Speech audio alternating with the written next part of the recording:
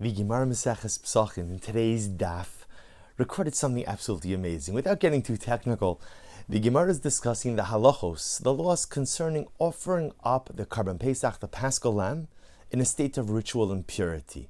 There's a very unique halacha, that whereas in general when it comes to sacrificial service, it must be performed in absolute tara, absolute purity, there are certain exceptions to this rule. So for example, when it comes to Pesach, and in Mirz Hashem, we have a Beis HaMikdash, and we have to bring the Karban Pesach, the halacha is that if the majority of the Jewish people are in a state of ritual impurity, or in a state of tumah, the Karban Pesach can be offered up in a state of ritual impurity.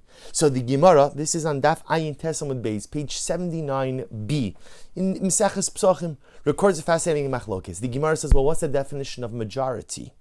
So the Gemara quotes two opinions. The first opinion, the opinion of the Rabbanon, of the rabbis, is that afilu echad yasa b'tumah.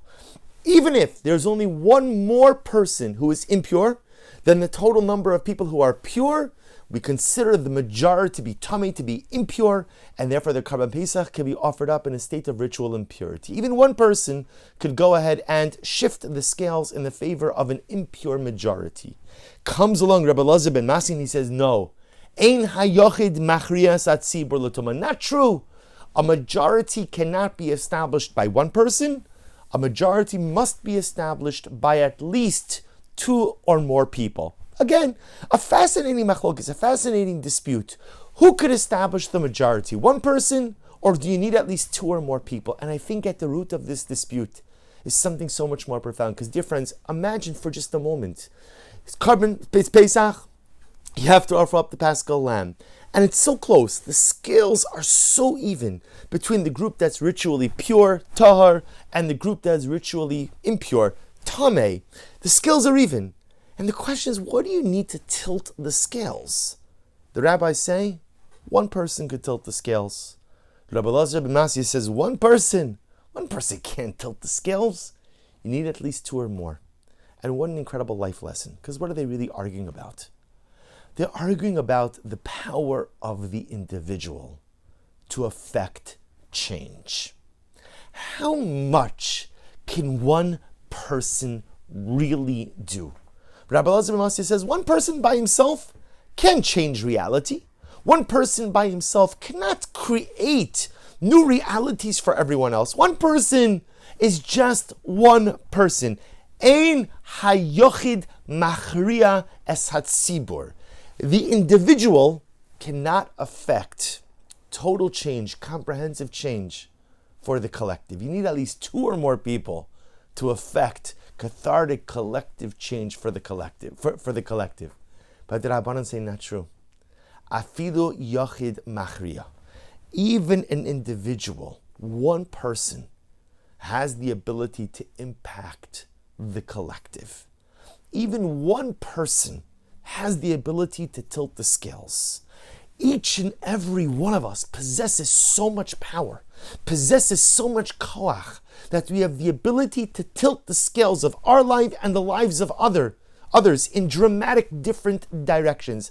So how do we paskin? What's the halacha?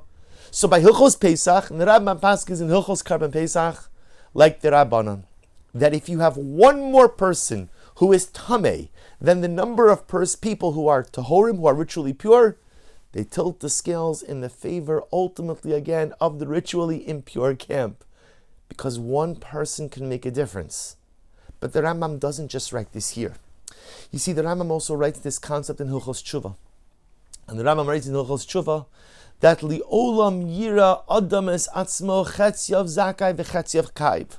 Person should always view himself, literally translated, as half righteous and half wicked, or half righteous and half culpable. Person should view in his mind, his personalistic scales are exactly even. And therefore the Rambam says, asa mitzvah achos, if a person goes in and does one mitzvah, he tilts his scales in one way. Person chas v'shalom does an aveira, tilts his scales in a different way. I have to view myself in a constant state of equilibrium. And that way, everything I do, big or small, tilts my scales in one way or another. But the Rambam doesn't stop there. The Gemara says, by the way, li'olam yira, a person should always view the world as chetziav chayev v'chetziav zakai. person should view the scales, the universal scales, the global scales, as also being in perfect alignment. And therefore the Rambam says something overwhelmingly shocking. The Rambam says, therefore, when I commit a mitzvah, not only do I tilt my own scales, but I tilt the universal scales as well. And conversely, chas v'shalom, if I commit an avera, not only do I tilt my scales, but I tilt the global scales as well. We matter. Each of us makes a difference. So many times we go through life thinking that what we do doesn't matter. And when you begin to think that what you do doesn't matter, we lower our expectations of ourselves. I don't have to push myself to become anything great, because who cares? What does it matter? Okay, it's my choice. It's my life. I settle for mediocrity. I'm not impacting anyone but myself, but I am. Because the decisions I make, like the Gemara says over here, the decisions I make, machriya es hatzibur, have an impact not just on who I am, but have an impact on Klal Yisrael, and have an impact on the world. When I choose to do good, I not only tilt my scales, but I tilt the scales of the world.